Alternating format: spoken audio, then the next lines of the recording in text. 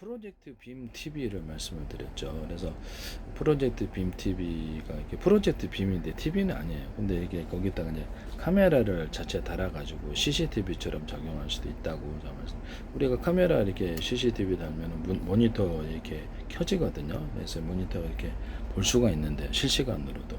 그러면 그 카메라를 달아가지고 TV를 보면 저화질을 이제 고화질로 만드는 이런 기술이 그렇죠. 옛날 구린 화면을 이렇게 또는 이렇게 구린 사진을 갖다가 고급스러운 사진으로 임의로 각색을 해요. 저는 또 그림 그릴 때도 임의로 색깔도 마음대로 넣고 이렇게 밝기도 틀리게 임의로 넣고 없던 장면도 넣었다고죠. 그런 식으로 TV 만든다라고 없던 장면도 넣거나 또 그렇게 할 수도 있다라고 색깔을 고급스럽게 전자현미경도 이렇게 임의로 제가 이렇게 색깔을 표시한다라고 말씀을 드렸는데 하시면 제 기술이 되겠습니다.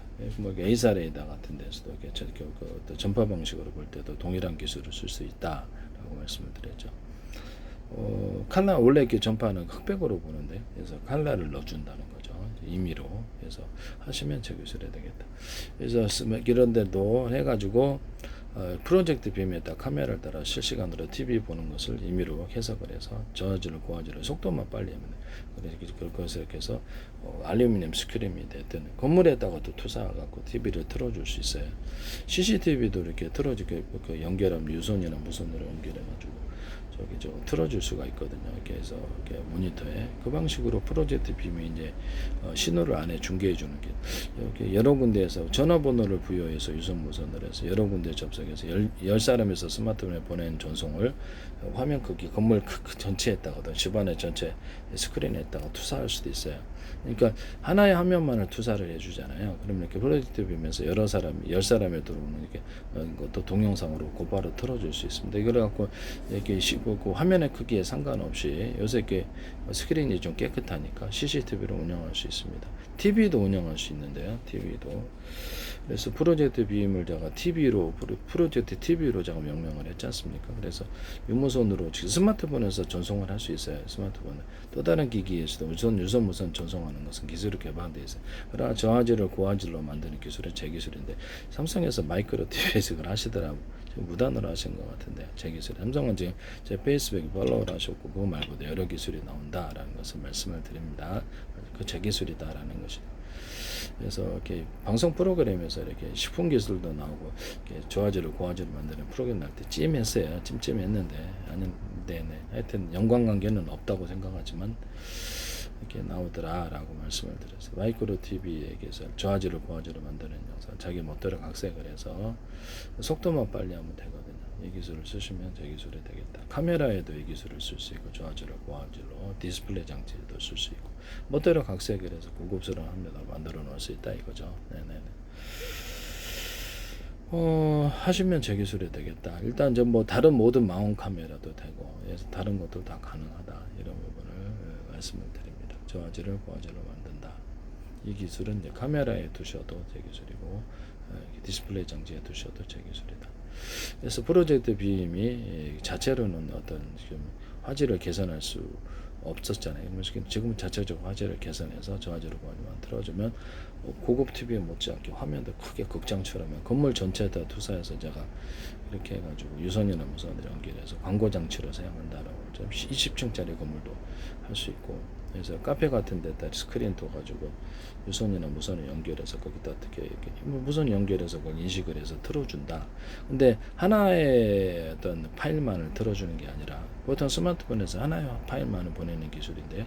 5개의 파일을 보내서 5개를 동시에 작은 화면으로 분할해서 보여줄 수도 있고 CCTV 8개를 갖다 여기서 유무선으로 연결해서 유선 무선 다 돼. 근데 이 무선이 더 나을 수도 있어요. 이렇게 연결해 갖고 화면에 틀어준다. 그러면 모니터 크게 볼 수도 있잖아요. 100개의 화면도 볼 수 있어요. 100개 화면도. 이 프로젝트 빔이 이제 그걸 수용 구조만 돼 있어요. 지금 예를 들어서 무선 CCTV에 대해서 제가 말씀을 드렸었죠. DVR에다가 통신칩을 두거나 그래서 아니면 무선 CCTV 우리 건물이 8개 운영하고 있는데 모니터에다가 무선 칩을 두거나 해서 신호를 8개를 처리해서 틀어주거나 또는 TV에다가 틀어주거나 아니면 이것을 유무선으로 8개를 통합을 해가지고 하나의 장치만을 데스크탑에 꽂거나 이 기술을 주시면 제 기술이 되겠다. 그래서 DVR에 꽂아도 되지만 DVR은 장차 퇴출되리라고 생각합니다. 그래서 지자체 같은 데서도 수백 개를 운영을 한다. 112냐. 그러면 유무선으로 통합을 해서 선옵션이 이렇게 좋잖아요. 통합을 해서 하나 이렇게 유튜브 동영상 방식으로 보는 이 기술을 쓰시면 저 기술이 되겠다. 지금 DVR엔 그런 기능 자체가 없어요. 이런 부분을 말씀을 드립니다. DVR에서 그런 자체의 기능을 DVR에 퇴출될 거라고 생각하고 있습니다. 유무선으로.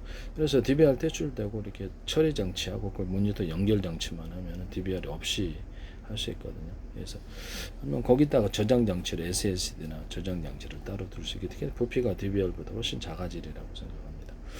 무선 송수신 중계 기능만 있으면 되니까 사용료는 좀 없어질 거라고 생각합니다.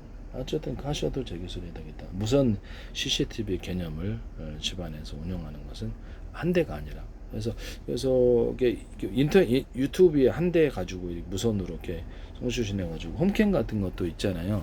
홈캠 같은 것도 딱 하면 한 대는 가능했어요. 근데 여러 대를 운영하는 기술은 없거든요. 여러 대를 운영하는 기술은 지금 없어요.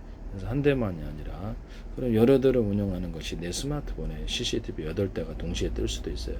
무선으로 이렇게 접속을 해서 신호 처리 장치를 줘야 되는데 앱을 깔아가지고 그 기술을 쓰시면 저기 현관문 비디오폰에도 무선으로 해가 디스플레이 장치 있으니까 저장 장치까지 둬도 되고요.